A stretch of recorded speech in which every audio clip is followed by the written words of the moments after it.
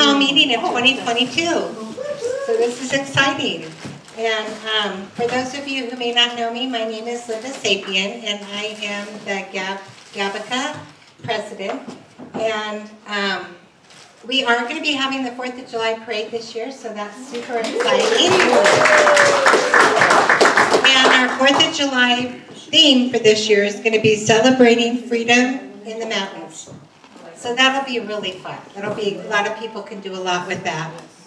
And we have on Facebook the Greater Arnold Business and Community Association. And if you're not following us on there, you should, because that way you can see all the things that we're doing and what we're working on and stuff like that for the community. I'm so thankful that Rick DeBasilio and Mike Johnson came to speak with us tonight and inform our community about some stuff that we need to learn on.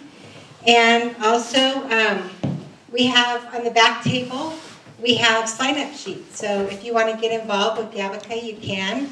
Or we also need volunteers. We're going to need a lot of volunteers for the 4th of July parade. So we have volunteer sign-up sheets for everyone who's been to the meeting. If you could just sign up there, and then you could get on our email list. And I'm going to turn this time over to Linda Baker. She's going to talk real quick about our 4th of July parade.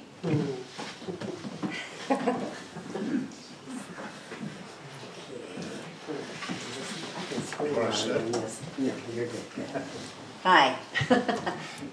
Good news, there is, like she mentioned, there is going to be a parade this year, and with the new reforming of GABA, we've got a lot of interest, have a lot of support, and a lot of, hopefully, volunteers to go along with that, which is what we need.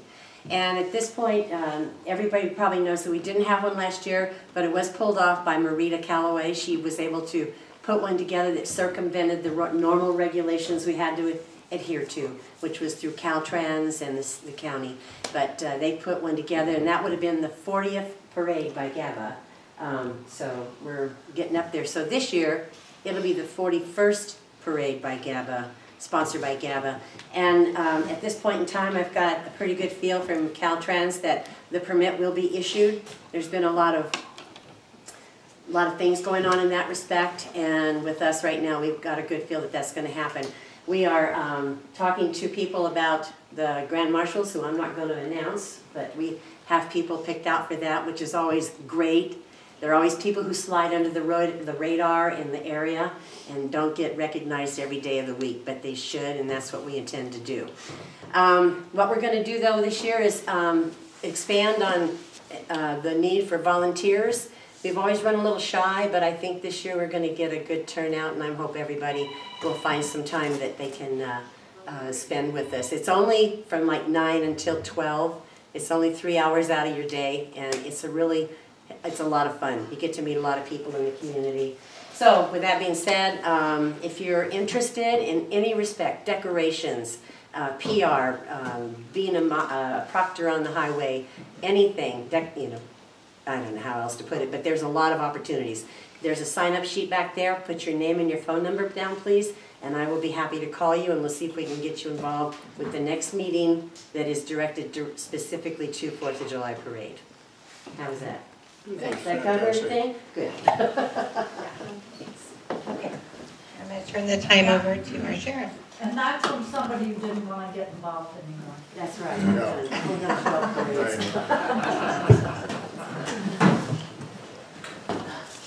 Well, good evening. Everybody hear me without the microphone, I think? Yeah. Microphones don't get along, I end up dropping them. Thanks for having me up here. I appreciate it. It's good to be back in the Arnold area. Grew up here, been up here since '78, so it's kind of nice to be back up. They got me shoved down the other end of the county now, so it's kind of nice. I wish you guys had more snow. I'll just go over a couple things. Right. I don't care. Marita's the one that doesn't like the snow. You don't have to shovel it either. That's true. I don't have to shovel it anymore. But see, I was smart. I put a plow in front of my Jeep. Let's go over some things that are going on in the sheriff's office. We have just picked up, we sent 4 people to the police academy They've graduated, and the folks that were in the academy were able to recruit one more guy. So we actually have 5 people, actually, say two women and 3 guys that we pulled up out of the academy. Just got them out on the street, and this week is what we call 0 week. They're just riding with their training officer, and they will kind of get a feel for things, and then starting next week, they'll actually be behind the wheel and start handling calls and whatnot and getting them trained up. We also had 3 people that we just hired that are going to the Delta Academy down in Stockton. They started this week, and we have 3 more that we hired that are going to be going to the Stanislaus Academy, and they start at the end of the month. That still leaves me 2 empty holes. We have a lot of people been leaving. We've been losing a lot of people to Tracy. Lathrop, for those of you that don't really follow what's going on down the valley, they were what we call a contract city, meaning San Joaquin County Sheriff's Office used to patrol their city.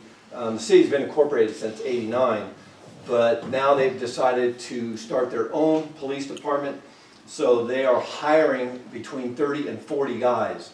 So what that does to our law enforcement pool is it really shrinks it down, and it makes it very difficult to hire good candidates because there are very few of those out there. But we seem to be doing good.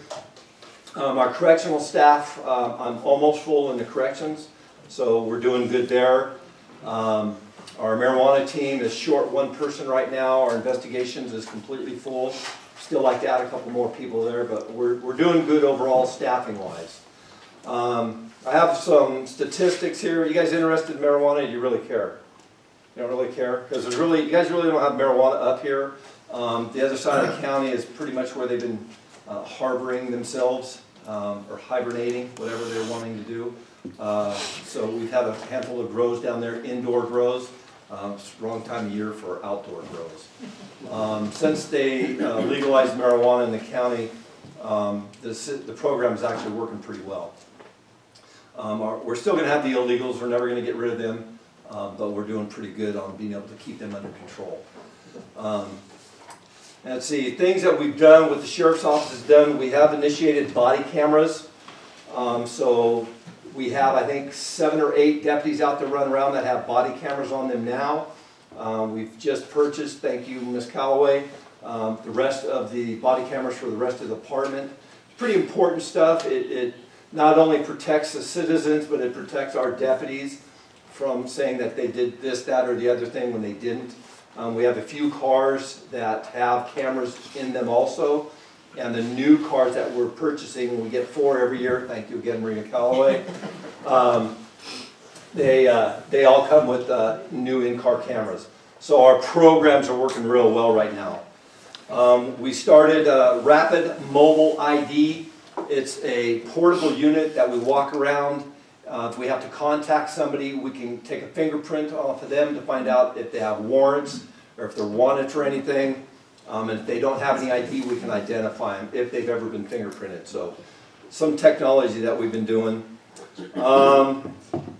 We have some remote cameras. We're looking at purchasing more. We talked about putting one down here in White Pines Park when they were having some vandalism here a while back. We have 2 right now. One of them's over in McColmy Hill at the park over there, and we have one down in San Andreas. They've really helped to alleviate a lot of crime and a lot of vandalism that go on in the parks. So we're looking at purchasing a few more of those. Let's see here. Oh, we were nationally recognized for our behavioral health triage program for persons in crisis. And this actually happened about 1.5 years or so ago.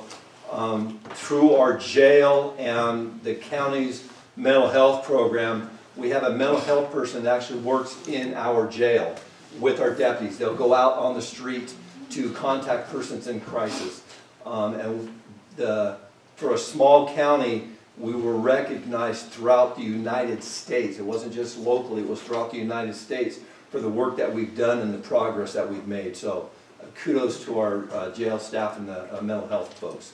It's a huge thing because the mental health crisis is just elevating more and more every year. That being said, I started well, I didn't start a program. There was a program that the State Department of Mental Health had at the state hospitals. How many of you guys remember Agnew State Hospital? A handful of you. That has been closed since, what, 74 or something. So because the state keeps closing mental health facilities, mental health crisis out on the streets is getting more and more rampant. Well, they were looking for bed space. Well, we have a 160-bed jail. We average about 100 people in our jail. So I opened it up, and we started with 10 beds.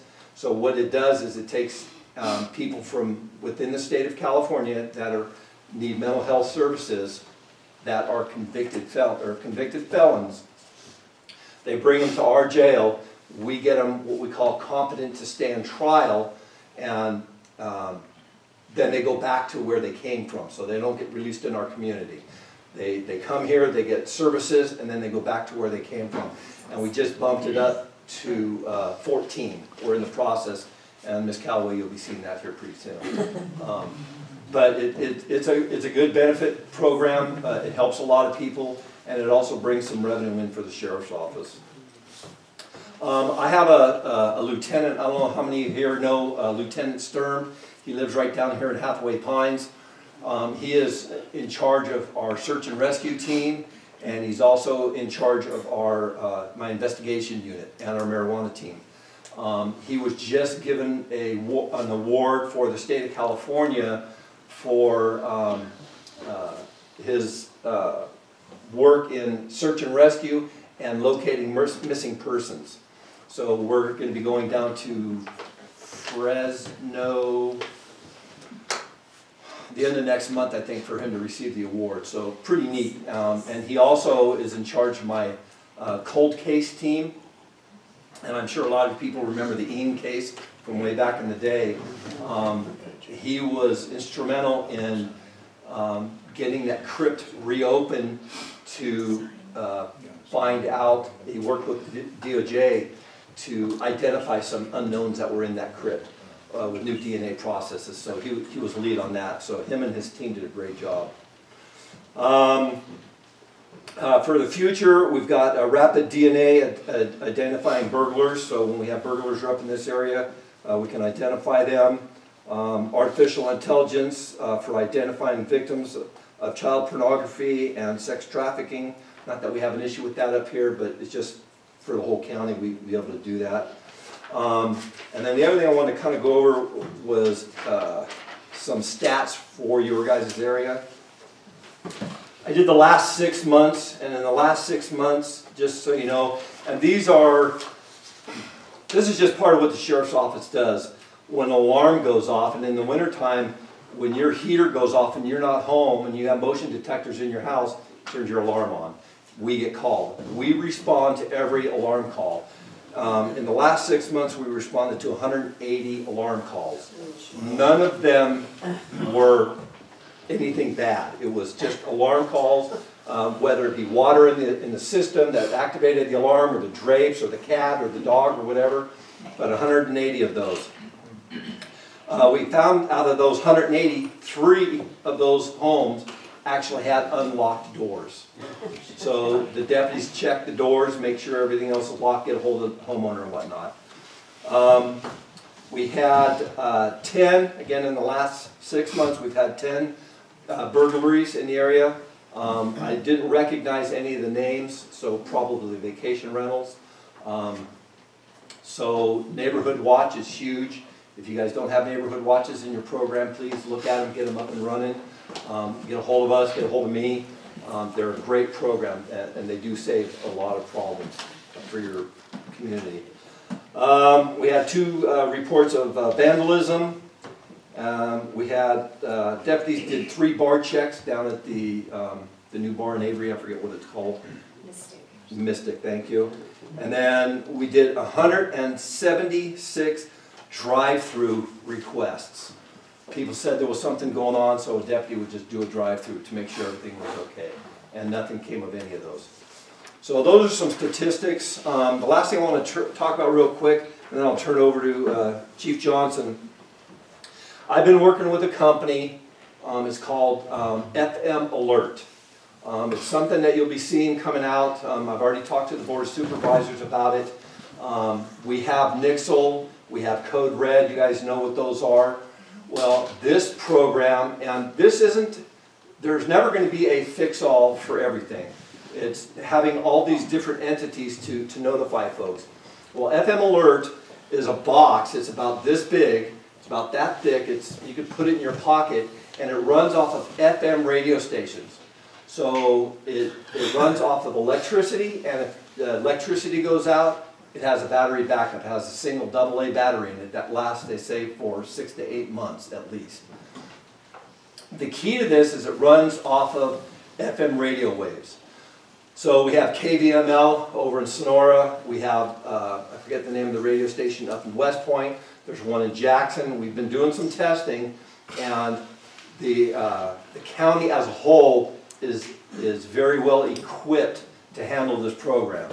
So what we're doing is we're looking at this program, again, as an addition to Nixle and Everbridge, so that when your power goes out, whether it's on the PSPS or it's on a snowstorm, you can get notified through the sheriff's office of what's going on, where the fire is, who needs to evacuate.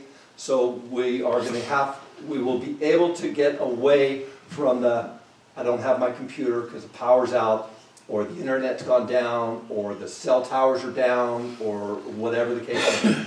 You will be able to be gotten a whole, we can't contact you directly, obviously, but this will be an alert that gets put out through this system. I wish I had a picture of it, but it has an alarm on it, so it bleeps very loud. It has a flashing light on it, and then it sends a little text message across the screen that basically says, get the hell out. It tells you what areas we're evacuating. It's a great program, and as we develop this more, I'll be bringing it to you folks to let you know how it's going to work. I have talked to PG&E, and PG&E is willing to give us the funding for these units for homes that are in the PSP areas, which up here, you guys are obviously in the PSPS areas. So they will not be a cost to you folks, according to PG&E. Excuse me, folks down in the lower ends of the county that, like myself, down in Wallace, where we don't have the PSPSs, I would have to purchase one, and they're $60. It's cheap insurance. So with that, I will roll it over to Mike, and he can talk about the rest of the fire. Well, Lisa, go ahead. When we're losing our power up here during these winter storms, are we going to be able, because we can sometimes text, but we can't call out, so we have zero communication for any assistance for emergencies. Right. Can we 911 the Sheriff's Department now? Did I read that somewhere? 911 should always work on your cell phone. With a text. With a because text. we don't have service. Yes. That's what I was wondering. Yeah. Okay. They've updated that. Thank you. And if you can't get a hold of us, call Maria. We can't get a hold of you, we can't get a hold of her. Because she'll call me, so. All right, I think I'll try the mic. I don't have quite as much of a command presence as our sheriff, so I'll try this. Being nice saying I have a fat mouth. I get it.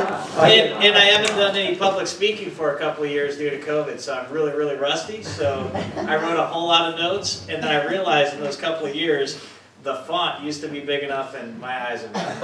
So we're just going to go with whatever I can come up with or read off of here. But kind of the format I thought we would talk a little bit tonight, which is probably what's on everybody's mind is the upcoming fire season, and talk a little bit about our community here, what we have going for us, you know, things that are a bigger challenge. And then, of course, maybe end it on the evacuation discussion a little bit. But we'll start off a little bit about the emergency public safety roles and responsibilities, kind of like what we do, right? So I'm with Evans Pass Fire. I think everybody in here probably knows that. We also have CAL FIRE in the area. We have the Forest Service. And I mean, you got to be thinking to yourself, holy smokes, I mean, how many more fire agencies are out there in our area, and who's doing what? You know, what are our tax money going towards, and what the heck, whose responsibility or jurisdiction is it anyway? So hopefully I can shed a little bit of light on that. We are from Dorrington down for the most part in our communities, all the way to our jurisdictional line of Evans Pass Fire anyway, which is just below Forest Meadows, we are in the SRA, they call it, the State Response Area. And what that really means is that when it comes to wildland fires, CAL FIRE is the lead agency for those types of things. And I want to tell you that's a really, really good thing. And of course, if they were here tonight, they would tell you a little bit about their whole program, but I can kind of give you a brief synopsis. It means that, you know, the biggest fire department in the United States, CAL FIRE, is a fantastic one. And they provide great service. And in our area, once again, they are the lead wildland fire suppression agency. So that also means that wildfires are very expensive, okay? A small fire district like Evans Pass would be bankrupt within a day to try to foot the bill on a large, you know, congregation of firefighting forces to put something out. So it's a good thing for us. Now, on the other hand, you go, well, that's good, Mike. Well, what does Evans Pass do? Don't you guys put fires out too, or do you wait for the guys and gals from CAL FIRE to put the wildland fire out while you stand readily aside waiting for a medical call or a structure fire? The answer is absolutely not. Okay? We put wildland fires out too, but we're a group of about 8 people each and every day, and the CAL FIRE units go, Evans Pass units go, we hear the tones go off, we all immediately get into the proper gear. We respond out to the fire, and our goal is to keep the fire small, right? No matter what the cause, no matter what the actual type of fire it is, structure, brush, car, you name it, our goal is to keep that thing small with all your tax-provided, you know, firefighting resources. Sometimes the Forest Service, especially when we go up the hill, or if they just happen to be passing through, we put everybody to work. We call it leveraging our resources. So you'll see mutual aid from other local governments, such as Murphy's Fire. For those of you in Forest Meadows, I know it's confusing because you technically live in Murphy's, but you're in our, anyway. Just know we're all coming to help, hopefully. Keep the fires small, keep the fires from spreading. So along with that, just to clarify, prior to getting into the evacuation, understand this too, that this is a all hands on deck event, right? Wildfires are much bigger than just firefighting.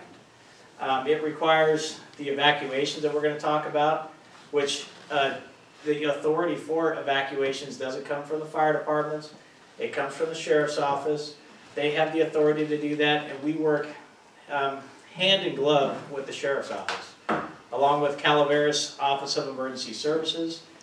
They get the information out, they push the information out through Calaveras Alert, and they set up the Emergency Operations Center. All these things are really happening to keep fires from turning into, you know, another Dixie or a Caldor, hopefully. So, that's a little bit about the roles and responsibilities of our folks. So what we have going for us. So this is on a positive note to start off with, I think. We definitely have a fire-conscious community, in my opinion. I believe it. I see it. I've been here for a few years. People are getting out there and cleaning their yards. You're attending meetings like this. You really do care, and you really do a good job. Especially, I believe our communities up here set a standard that's higher than many others in the state of California. So hats off to you. If you have a role in your HOA, if you have one, or you're just a community advocate and you're speaking to your neighbors, let's all work together and you know, synergize keeping our lots clean, trimmed back, address signs on your driveway so we can find you in an emergency, things like that. So keep up that good work. We do have an air tanker base nearby. It's Columbia. As far as air miles go, it's really close. And trust me, that makes a huge difference. And that's run by CAL FIRE. And air resources are paramount in keeping fires small. I'll put it to you this way. When we leave Station 1 up here, and boy, those Evans Pass folks really do hustle getting out of there. Sometimes I make sure, you know, just kidding. No joke, when there's a fire, they're out the door quick. If we respond to Love Creek, depending on how deep into Love Creek we go, we will probably get a retardant drop about the same time we're getting out of the fire engine. That's how quick it is. that makes a difference. There's a recent article up in Lake Tahoe. I think one of the fire chiefs or officials up there was advocating for a helicopter program for about $60 million a year.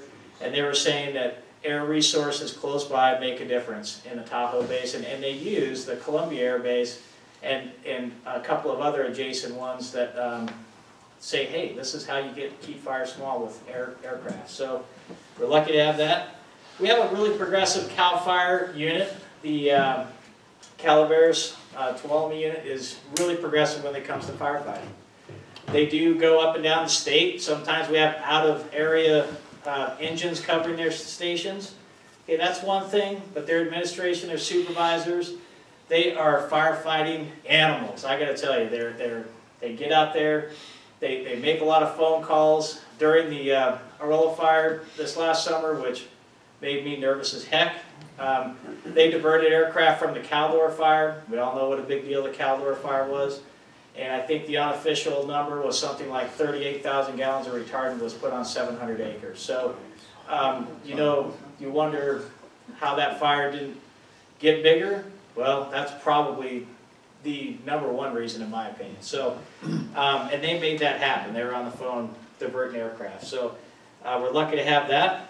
And we have lots of hydrants, believe it or not, in our rural community in comparison. So for a rural community, the CCWD, the Blue Lake Springs, we have hydrants and we have water. And they're enhancing that water system all the time. So they're taking out the old redwood tanks. They're putting in, you know, fortified, non-fire, you know, I guess fire resistance is the right word, type tanks made out of other materials that's not wood. And that'll help as well. So the more water we can keep the firefighters and not working off of water tenders makes a big deal. The fuels reduction projects. For a while there, it seemed like we were just getting these grants one after the other, and there wasn't a whole lot going on in adjacent areas. That's still going on now. It's a much more widespread, you know, widespread approach as far as other communities and HOAs that are doing it. But I think that for a while there, that some of the biggest grants that were awarded for those types of things were here in Arnold. And it's a continuation of some of the existing fuel breaks back when the Butte fire was put in and around our community. So support those things when they come across, or if you're in an HOA and you're applying for that, we have the Fire Safe Council, we have the county RCD, we have CalAnd. Those are all clearinghouse type folks that will actually help you write the grant. If you want, they can even help you administer the grant for a small, I think it's like up to 12% administrative fee, so they can help you get contractors and all sorts of things, but lots and lots of resources there. And I like to mention this. I think they're in some ways kind of unsung heroes. We're really lucky to have SPI land wrapped around our community. And this 70,000 acres that gets logged, put your ideas behind you, whether you're for or against logging, or you drive out in the forest and there's one big spot where it used to be trees and it looks like it's just barren dirt. That type of checkerboarding, coming from a background of wildland fire, reduces intensity of fires coming from outside the area into our community, and it gives firefighters a place to make stands and a place to lower that intensity, and hopefully, if there's no trees in a certain area, it's no longer going to be a canopy fire, which is up in the crowns, right? It will push it to the ground altogether. So we need those types of things, and I'm all for SPI running their operation and doing what they need to do to reduce fuel. So those are some of the things we have going for us, and some of the challenges we have this year. Extra dry winter, right? Boy, I never crossed my mind that just having snow and not so much rain, I just thought, well, snow is even better because it just sits there and it melts. Boy, we really need rain too, and we need lots of it. We're really, really short. What to expect from that? It would be, I'm thinking we're in a worse case scenario than last year. Expect burns, yard burning to be shut down earlier. These winds that we're having today and tomorrow, they're shutting that down due to fire, you know, a fire hazard. You're hearing fires go off all over the county and other places where there's burn piles that are escaping here and there. They're not doing a whole lot, but for this time of year, we shouldn't be seeing that. Anticipate CAL FIRE shutting down burning, probably not going to permit burning, probably going directly into a burn ban, I would imagine. That's just me speaking. It's not our CAL FIRE officials, even though we wear similar colored uniforms. But just expect that. PG&E, they're saying in maybe in an unofficial capacity, but I'll say it, expect more PSPSs or expect them earlier on. I think they've gotten more specific on how they do it, where they shut down a certain area.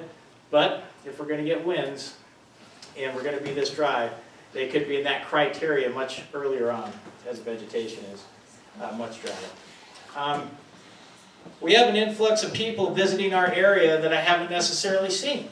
Okay, and this is really specific to our GABA folks, especially the businesses too. Is fantastic for local economy, although they're probably not in tune or educated, right, on how we need to do things around here, meaning charcoal into the brush before they leave the Airbnb when they go home. That does happen. Or any way of getting the proper notification or how to sign up for an evacuation.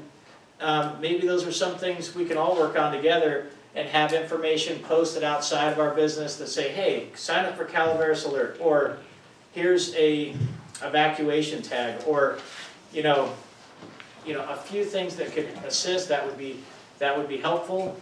I do believe that with the El Dorado and as much devastation and recovery as they are from the Caldor fire, we'll see more recreationalists coming to our area just because it's geographically pretty close and it's just not available over there.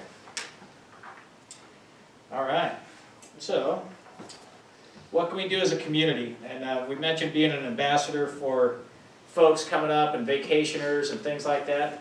Maybe you have a vacation rental. Maybe we could lean on one another to give information and put it at your vacation rental so people can read that while they're sitting there and enjoying it. We don't do a burn ban for warming, cooking, spiritual fires. Those things are always allowed year-round.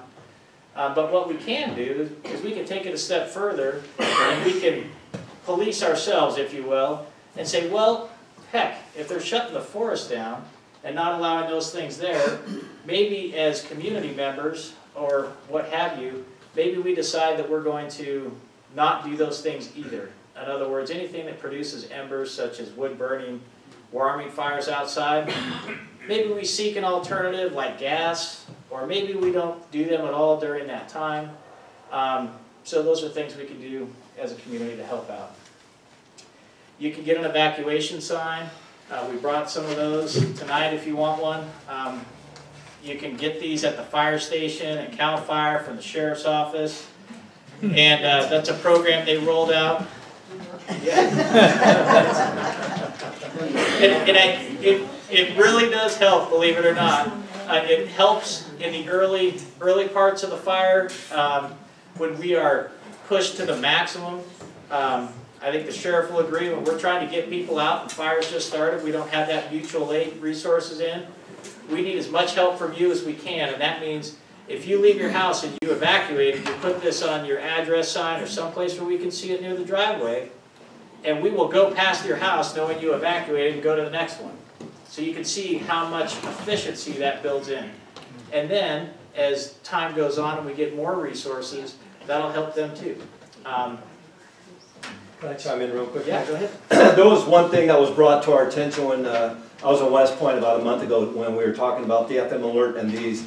And one of the questions was, and I know it's going through some of your folks' minds, is, well, if you put an evacuation tag out, that tells the bad guys that I'm not home, they can come and rob us. Well, those kinds of people are going to be out there floating around, but with the police out there running around, if we see somebody out driving around, we're going to end up stopping them. One, to contact them and say, hey, you need to get out of here because this place has been evacuated. But please don't think that this is a bad thing. Because what happens is if you put this on your house, and for some reason, unfortunate that your house does get burglarized, if I was able to save 2 or 3 people down the road, I hate to use the terminology, but the stuff in our house is stuff. Yeah. We're talking about human beings. I would rather see this out on the street so that I know that you're gone and I can go to Mike's house because I don't see his at his house and get him out of the house. Again, when we have these types of incidents, we bring in a lot of resources. All of your deputies that work in this county are all called to work, so we have more people on the streets in those areas, so there's a lot of us driving around. So it does, we haven't had a big issue, even in the Butte fire times, we only had a few people that were causing problems and we were able to snatch them all up. So please don't think that. Please use these when you leave your homes. They're awesome. Thank you. So, kind of working our way into evacuations in the current standard. Because fires in California are more devastating than ever, we're taking a more progressive approach to the areas that get evacuated ahead of the fire. Meaning, Butte Fire in 2015 was in the top 20 of the most devastating fires as far as size in the state of California. And it was 70,000 acres. Last year, there's some statistic, and I can't recall it exactly, but because of the sheer massive amount of acres burned, like in the Dixie Fire, Caldor Fire, it took like the previous 19 years, and you could put them all together, and it didn't add up to last year. Meaning that just in that small amount of time, and in our minds, the Butte Fire is like, oh, I remember that. What they're seeing in other parts of the state, and it could happen here just like anywhere else, it's more ferocious than it was in 2015. So, when we collaborate out there in the field, and fires with sheriff, and we're sitting there, we're determining the safety for the public, we're expanding that perimeter farther and farther out. And so if you get an advisory, and you're going to get an evacuation advisory or an evacuation order, the advisory says, hey, if you're completely able-bodied, ready to go, it's time to get ready to be ready. And that's probably an indicator, if you're not one of those things, that you need to be gone. So if you have any kind of special needs people in your house, medical, or you just move a little slower than you used to, Lord knows that I think all of us can agree that we all probably move a little slower, just start moving that way and load up. Don't wait for the order, is my point, okay? You may say, wow, that's an awfully long ways away. I think they're being overly cautious, which I would say, I'm telling you that we're being more cautious, but it's because we're seeing fires do things that we've never seen before in history. So take those things really, really seriously. What you can do to prepare, obviously, is these go bags, and you know the drill.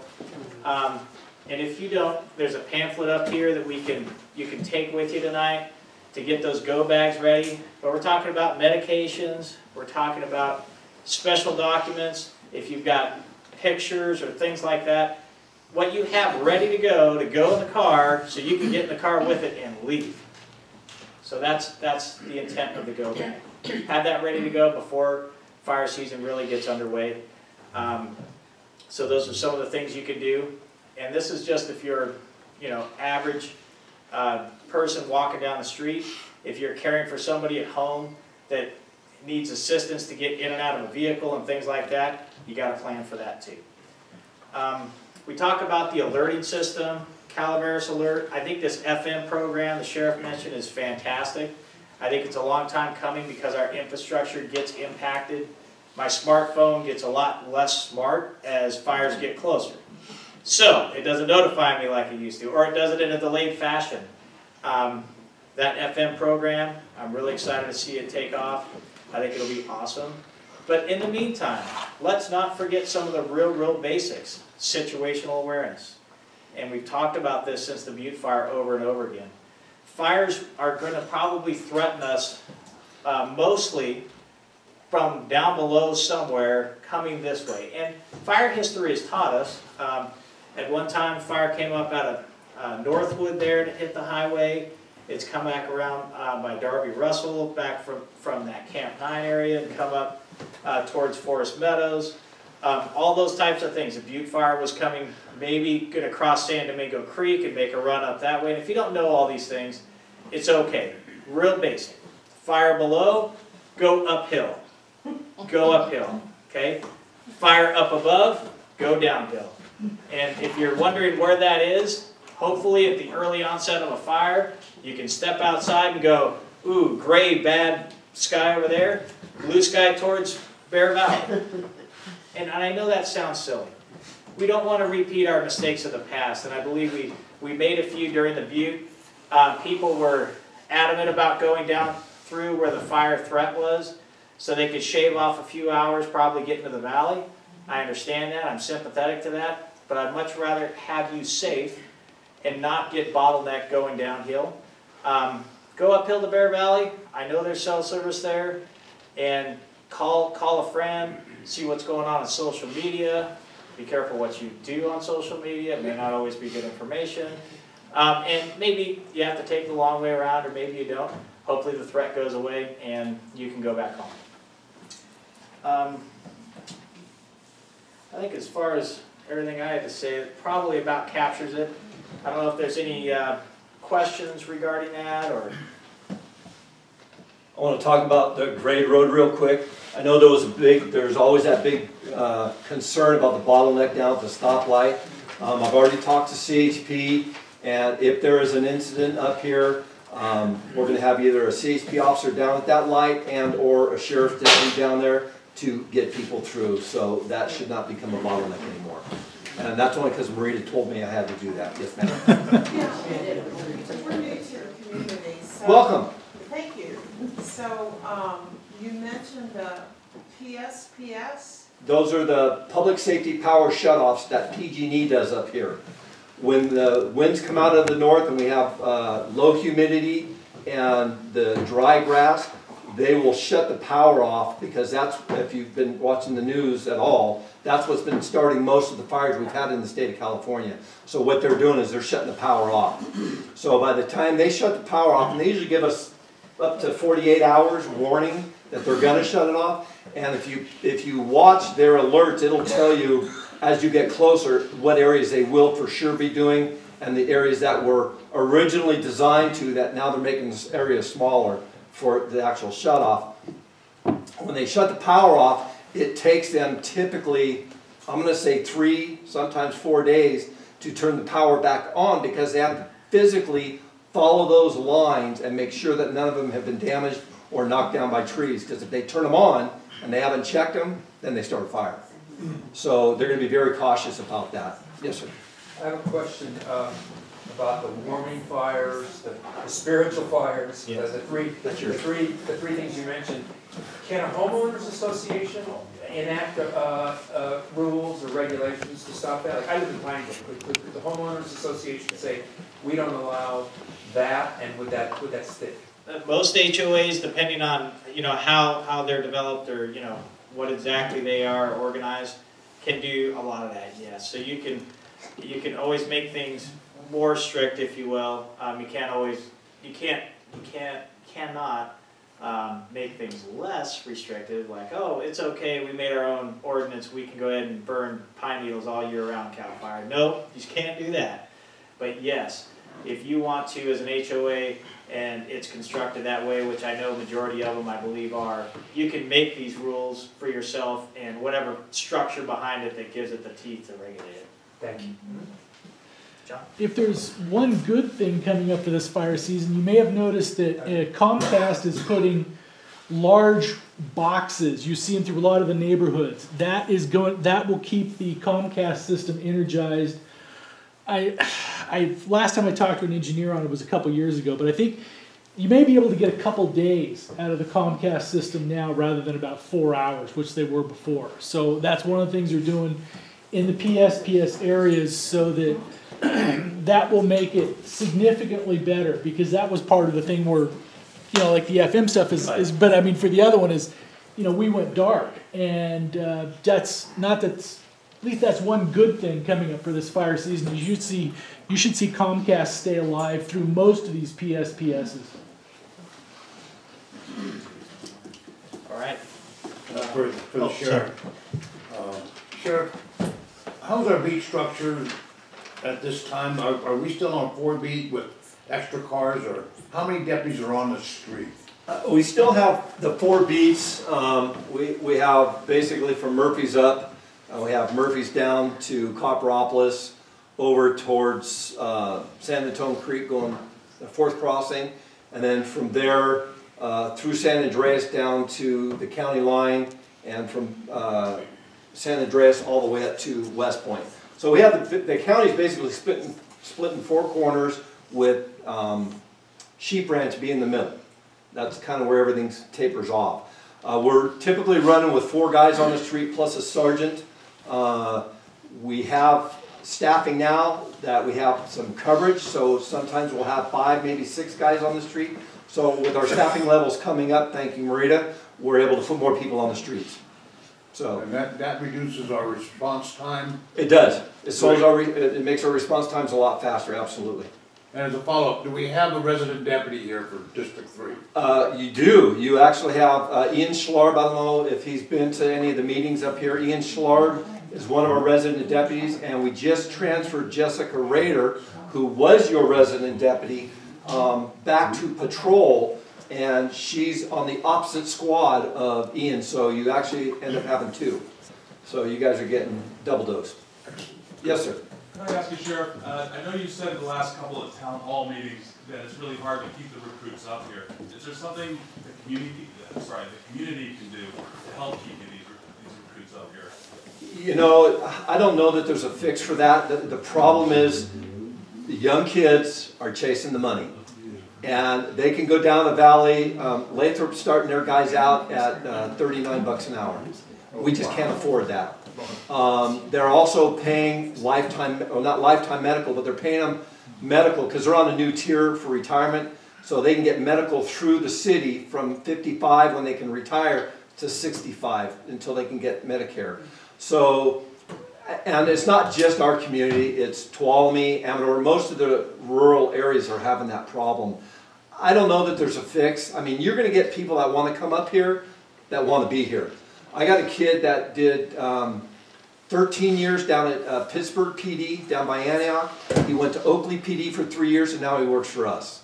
So he's got almost 15 years on as a cop. He quit a job paying him $52 an hour to come up here to work for us for $32 an hour.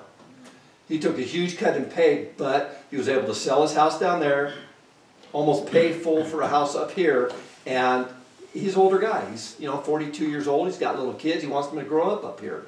So we're attracting those people. I have a lateral who is working down in Modesto that lives up here in Angels Camp, and he says, I'm done. He's going to lose 20 bucks an hour, but he's going to come back up here to work. So and I think a lot of that is because of the way law enforcement is going, that they're starting to say, you know what, I don't need that excitement anymore. I want to go where it's nice and I can enjoy and I can go hunting and fishing and skiing and have my family grow up in a nice area. So we're starting to see a little bit of a turn.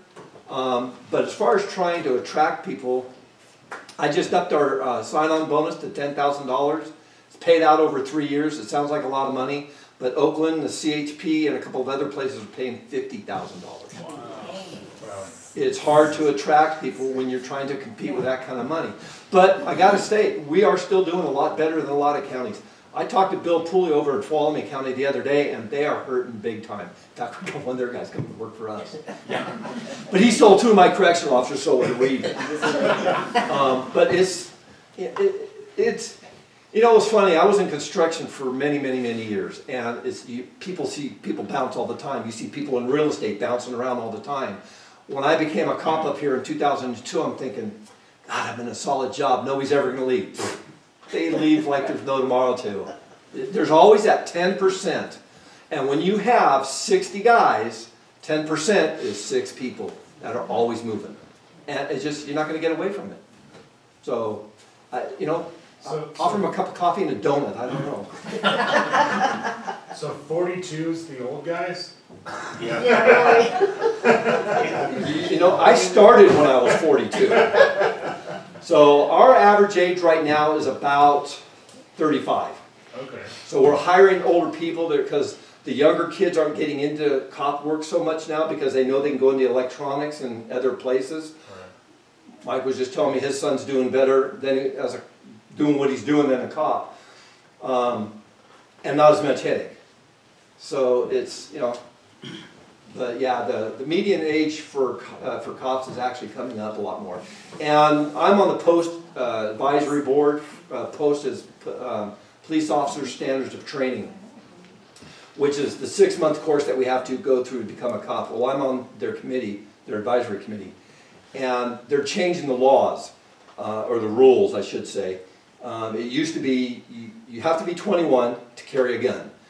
Well, now they're wanting these people to have at least an AA and be 25 before they can become a cop. Whether that's going to play out or not, I don't know, but it's something that's been entertained and they're talking about it. So they're changing the way things are going. And people that get college degrees, you're not going to be cops, I'm sorry. You know, just get a bunch of dumb guys and here we are. You know? So, yeah. I know with all the drug stuff that goes across. There's no drugs around here. Not good. You don't see any fentanyl or anything like that in this area? Well, yeah. If you were watching the board meeting the other day, thank you, Marita. We just got approved a body scanner for our jail because we've had fentanyl come into our jails. We had 2 of our correctional officers go down. We've had some inmates go down because of it. If you took the tip of this pen and dropped it out here and it was airborne enough, it would kill everybody in here. Stuff is bad news. Yeah. And we also picked up a scanner so that we can test the materials the correct way.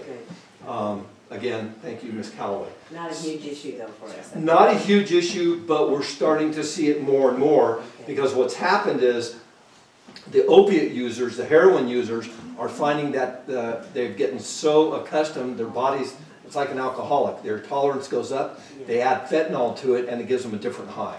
So I mean, we didn't see it until about probably 8-9 months ago. Oh, okay. But yeah, it's really starting to come in, unfortunately. So, yeah, Mike. Question for Chief Johnson. We've heard a little bit about our law enforcement resources and manpower, womanpower, if you will.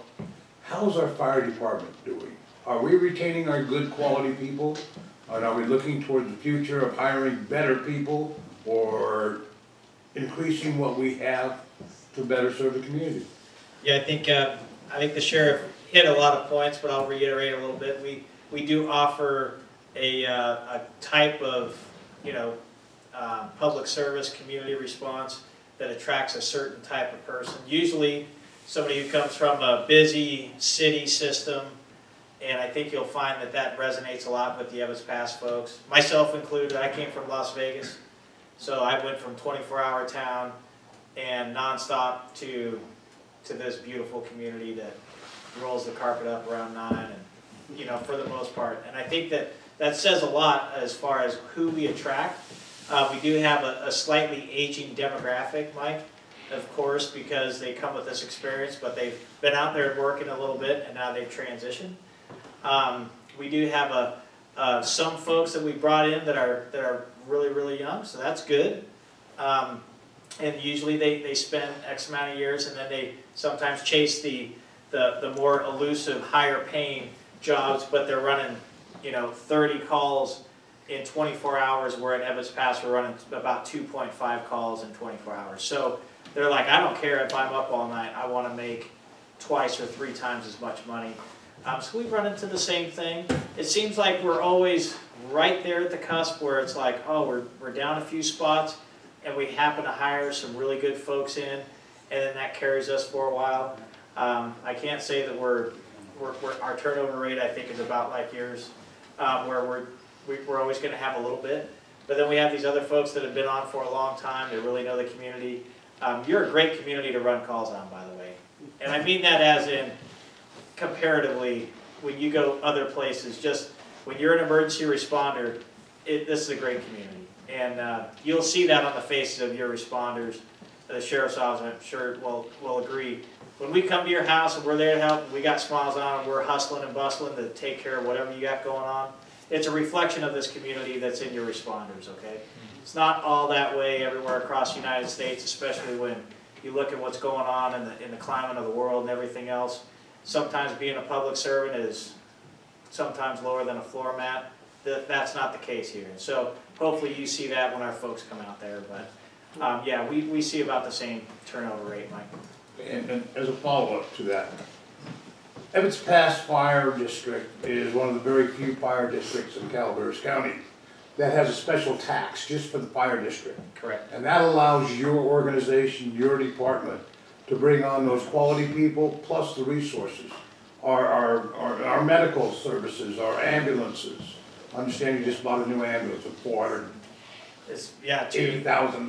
Yeah, $260 for a new ambulance, and we bought a new engine. It was supply chains kept it from getting here, but we're blessed in that way. And you do see that on your tax rolls. And obviously, you guys have heard me go on this field before. I'm sure there's a couple of you, but those of you that haven't, back in 1998, you decided you're going to pass an assessment that gave us a paramedic, hired an extra body to be a person on the engine that was a paramedic, and that was groundbreaking in 98. In 2004, the district came out because they weren't satisfied that there wasn't an ambulance here in town when you were having your time of need, and went ahead and passed another one, which got us into the ambulance game, and that brought on firefighters / paramedics and ambulances this time. And so that grew into a contract where we're the East Zone, which is Evacuation Pass. We're the ambulance provider, but we're firefighters too. And it's probably 60% of our organization is because we're an ambulance provider also. What you get out of that is a no out-of-pocket. If you ever need this service, you already paid through the property tax, in other words. You probably know back in 2019, those programs were severely underfunded. Again, you guys came through for us, so you're paying roughly about $270 a year, and it's really giving you, it's giving you 5 more bodies each and every day. Otherwise, you'd have 3. So now instead of 3 people trying to put the fire out, Evacuation Pass, you have 8. And that's 2 ambulances, a fire engine, and a battalion chief that are trying to put the fire out. And if I show up, I don't really do a whole lot other than I go, great job. I may pick up a shovel or something, but that's kind of how the program is. And again, it's because of the community. Thank you. This is a evacuation question, comment. A couple of years ago, the state passed a law saying that ADUs have to be allowed on single-family parcels. ADUs are additional dwelling units. Okay, so this is also about forest meadows. The homeowners recently came out and said they were going to allow these ADUs in forest meadows because of the new state law, which means supposedly they were going to allow additional dwelling units on lots in there that could take them.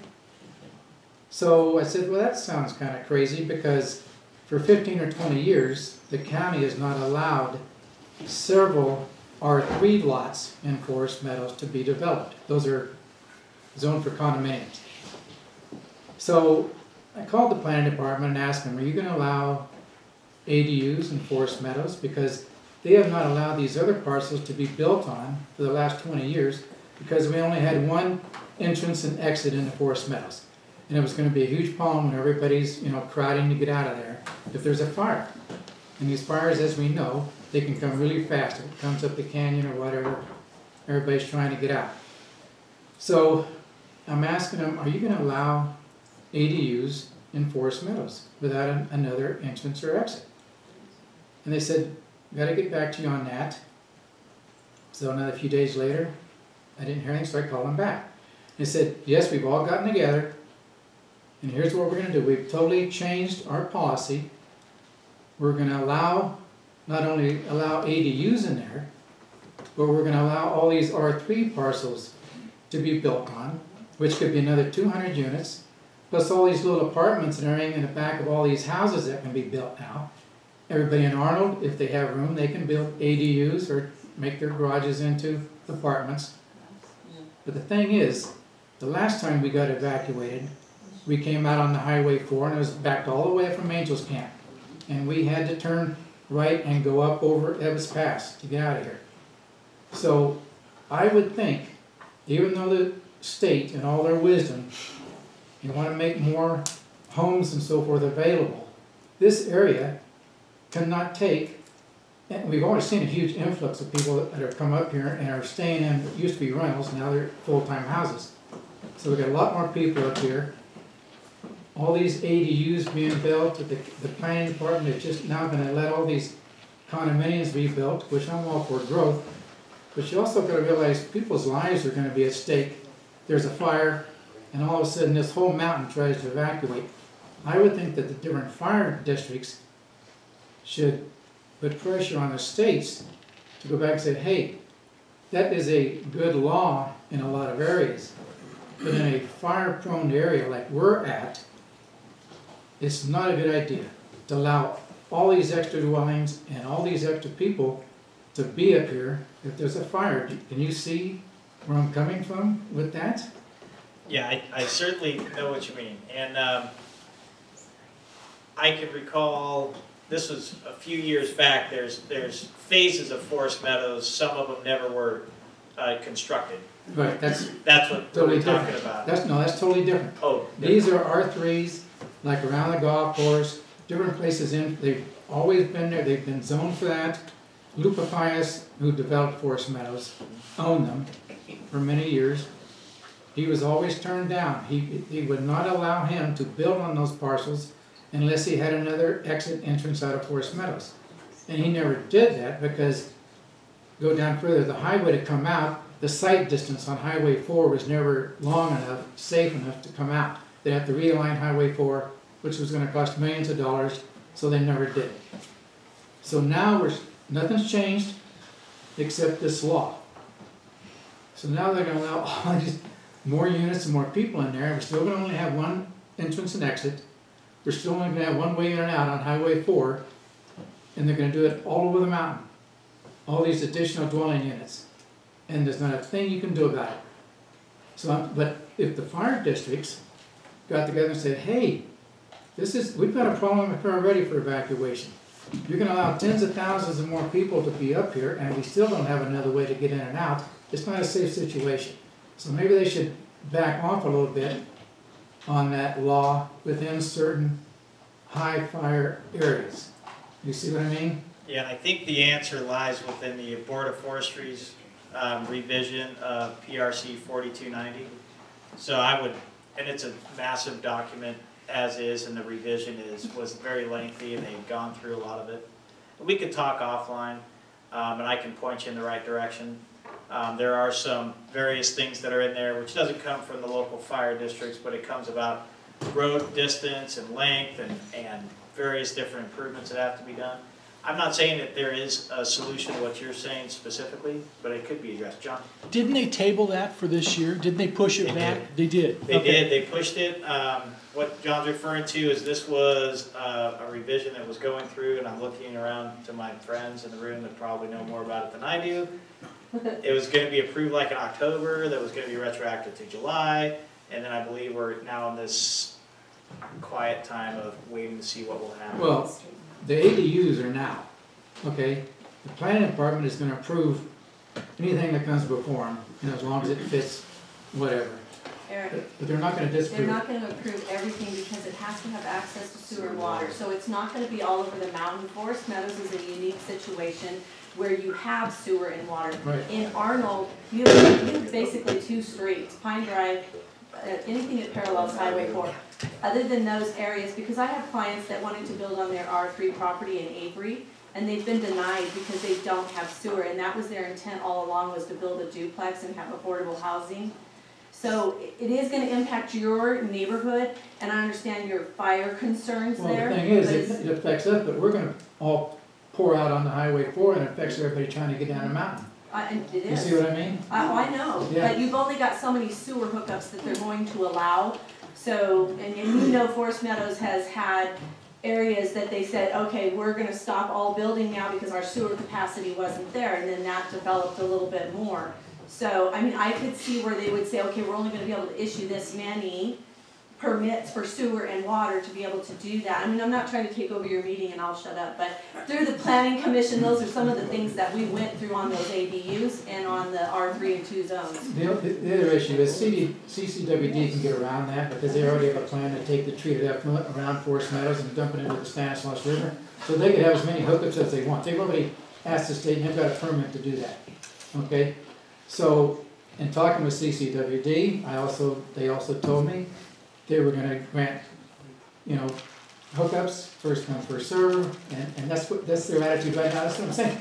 All these agencies are just full blast to build all these more units up here, which means a lot more people that we're all trying to get out at the same time. That's my only issue. See what I mean? It causes a problem for everybody. Yeah, we got a lot of things going on there, right? Yeah. The cogs, and I'll tell you this. You know, we could talk offline. We at the fire district, we do get to review things that fall into our purview.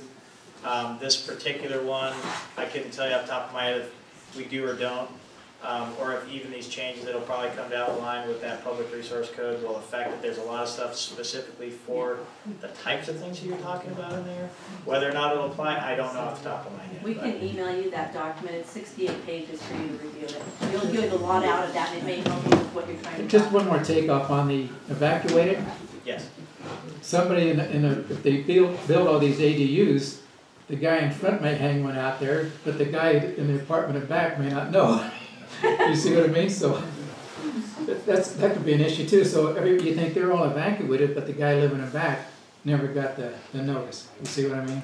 Yeah, a single parcel, a single improved parcel. Our expectation is from public safety is that when we see this, that the whole parcel and everybody that's on that parcel is evacuated, not a, if it's a split parcel, it'd be two evacuation, you know what I mean? So if it's on a single one.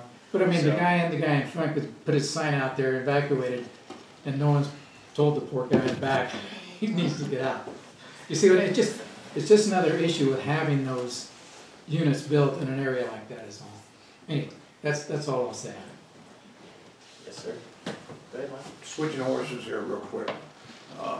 Tot tax, or transient occupancy tax.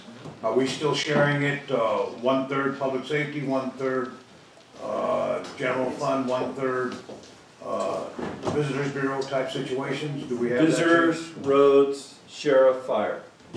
We have four. And that's working well for you? Yeah.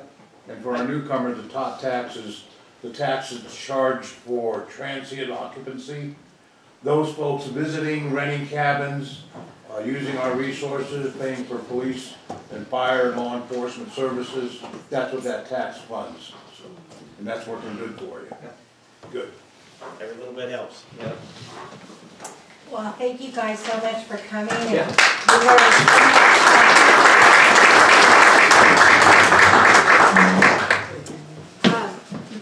Sarah Defnich came in, and I want to have her talk about the Firecracker Mile. We're going to get that up and going for the 4th of July parade. So come on up and let us know what's going on with that. I'll let you have my seat. Okay. Hey, Mike. Hi, Sarah. Good. Hi, everyone. I know a lot of you know me. I grew up in Murphy's, and my husband grew up here in Arnold, and we have kids at Avery Middle School and Hazel Fisher. And back in the late 80s, in case you don't already know the history, I'll keep it brief, the Arnold Running Club had the Firecracker Mile race. And what they did is right after the highway shut down before the 4th of July parade, they had a 1-mile race down the highway. And back in the day, it was just fun, no permits, no insurance, so it's a lot different now. And for years, my husband participated in the Firecracker Mile, and for years he said it'd be so fun to bring that back. We really need to bring it back. And so Tara Hungerford, a friend of mine, and we teamed up together, and we decided to bring it back 7 years ago. And it would be, all proceeds would go to the elementary school. We didn't want to make it private. We wanted it to represent our school and represent our community. So it started small. We had a lot of volunteers, just parents and staff at Hazel Fisher. And we had 4 really great years. And then the 2-year break due to COVID. And so we are eagerly bringing it back again this year after bringing it back 7 years ago from the 80s. So I just wanted to get the word out there. Sponsorship letters just went out to all of the local businesses. And our goal with the race is to, A, keep it affordable for all kids in this community, and B, keep it tradition, keep in the tradition of the old Firecracker Mile. So we use the old logo. When we say affordable, it's affordable. We fundraise like crazy, and then we allow any student in the county to run it for $10 and they get a t-shirt, which is dirt cheap. Races can be very expensive. We wanted it to be special for the kids. And what makes it so unique is that they're running down, it's a downhill 1 mile race, first of all, so it's easy. And second, they have thousands of people that cheer them on the whole way. And Mike Johnson and Ebbets Pass Fire District has made it their top priority to keep it safe. We don't start the race until the CHP gives us the go-ahead. Mike leads the race with a loudspeaker, just keeping people off the road, because a lot of kids want to run it and their parents have no interest in running it. So, and the sheriff, yes, no, the sheriff department, everybody, I mean, the whole community really did come through to bring it back. Linda took care of all of the permitting because I didn't know anything about that. So I just wanted to let everyone know we're back at it. We could always use sponsors. Any business that donates $100, we put the logo on the back of your shirt. And that's it. Does anyone have any questions? How many kids did you have there last time? So when I say it started out small, it was about 55 runners, and to keep morale up, I think we counted all the volunteers. So we got up to about 80. That was the first year. And then the last year we were able to pull it off. We were close to 100. So it's so interesting. No matter what we do, we really advertise through the HOAs.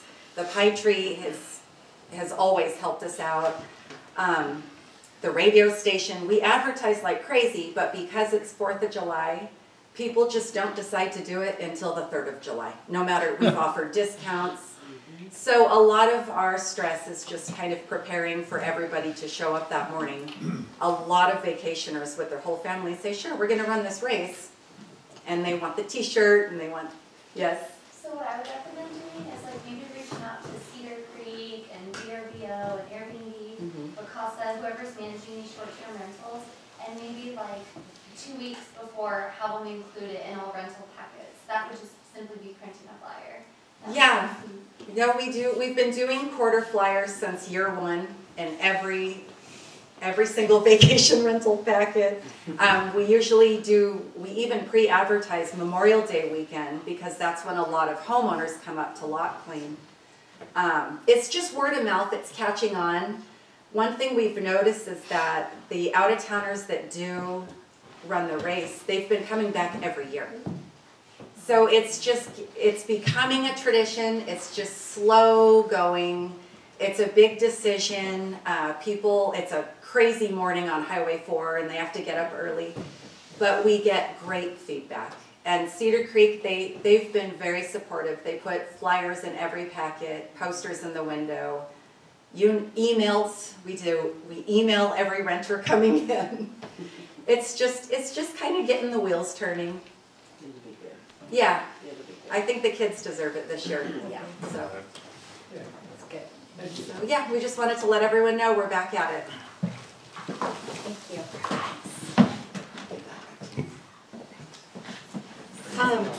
One last thing, I just want to thank everyone for coming. We had a really pretty good turnout tonight, and we have refreshments in the back. And I just wanted to say one of the things that we do with our drive of our membership drive, it's $120 for the year for businesses. It's $50 for each individual. That's where the community comes in. And with that money, we do things like this. And the beautiful sign that we have when you come up the highway, on the right-hand side, it says Greater Arnold Business and Community, shopping local, supporting local businesses. So that was paid for by local businesses and people that work here in our community. And so join GABA, get involved and volunteer, and thanks everyone for coming. Oh, Ron. I just had some good news. I talked to somebody at Mark Twain today at the hospital, and this is the first time in about 2 years where there are no COVID patients. Oh, good job. Oh, wow.